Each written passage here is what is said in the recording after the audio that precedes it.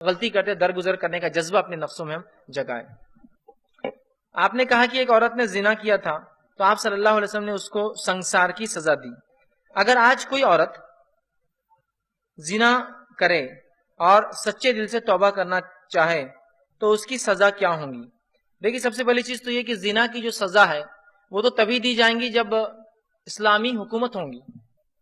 اب چونکہ اسلامی حکومت نہیں ہے تو وہ سزا کا کفارہ جو ہے، مطلب سزا لے لینا ہے، کفارہ ایک قسم کا گناہ کا. اب وہ سزا کے طور پہ کفارہ تو کنڈیشن وہ تو اب ختم ہوگی. اب جو چیز باقی ہے وہ یہ سچی توبہ.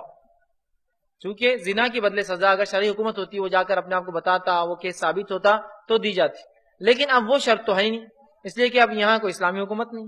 رہا معاملہ اب سچی توبہ کا معاملہ، تو دروازہ ہمیشہ کے لیے کھلا ہے.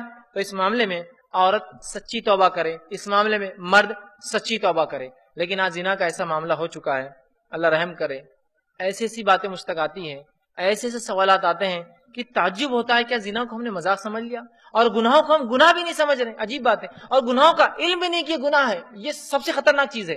گناہ کرنا تو ایک چیز ہے، لیکن یہ پتہ ہی نہ ہو کہ یہ گناہ ہے. یہ کتنی خطرناک بات ہے، کتنی خطرناک بات ہے.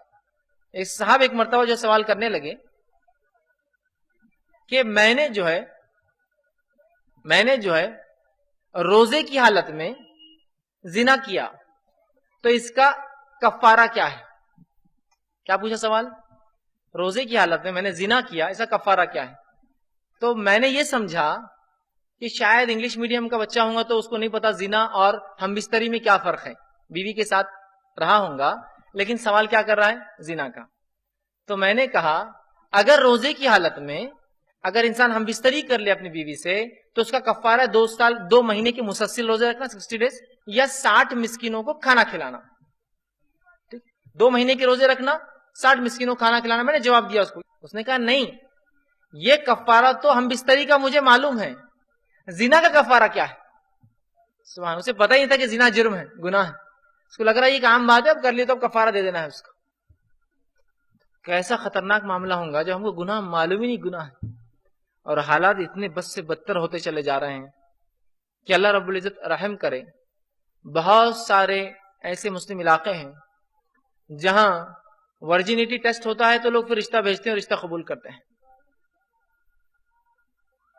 حالات اس حد تک پہنچ چکے ہیں، یاد رکھیے کہ گناہ کو اور معصیت کو ہم گناہ بھی نہیں سمجھ رہے ہیں. کتنی بری بات ہے. لیکن بہرحال گناہ کسی بھی قسم کا ہو، اگر انسان سچی توبہ کرے اپنے رب سے، سچی توبہ، کیونکہ اب سزا والا کفارہ تو نہیں ہے باقی.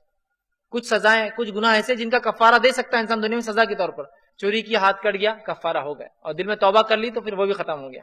دل میں نادم نہیں ہے تو پھر تو اس کو خطرناک سزا، اس لیے کہ ہاتھ کٹے بعد بھی اس نے جو نادم نہیں ہوا. زنا کیا اس عورت نے، سزا کر لے لیا، اب تو وہ نہیں ہے. اب ایک معاملہ ہے وہ ہے توبہ کا، ہے نا. تو یہاں تو اور بھی سخت بات ہوئی نا. کوئی توبہ کرنا چاہے بھی تو کفارہ نہیں ہے اس کے لیے، تو یہ گناہ ہونے ہی نہ دے. لیکن آج معاملہ تو یہ ہے، حالت تو یہ ہے کہ جس کو میں سمجھتا ہوں بتانے کی ضرورت نہیں ہے، بتانے کی ضرورت نہیں. ایسے ایسے حالات اور واقعات سامنے آ رہے ہیں. تو لہٰذا بہرحال اگر وہ صدق دل سے توبہ، مجبوری والی توبہ قبول نہیں کرتا اللہ کہ اب تو شادی ہو گئی، اب کیا توبہ ہی مانگنا پڑے گا، اور کیا ہے، اب تو بچیاں بڑی ہو گئی تو اب ان کی شادی کا دور آ گیا تو اب شراب پینا چھوڑنا ہی پڑے گا، اب کیا ہے. گناہ کو ان کے معصیت کی وجہ سے آپ چھوڑے، ان کی برائی اور قباحت کی وجہ سے چھوڑے. اگر سچی توبہ کریں گے انشاءاللہ العزیز ہم اپنے رب کو ضرور بھی ضرور توبہ قبول کرنے والا، گناہوں کو معاف کرنے والا انشاءاللہ پائیں گے.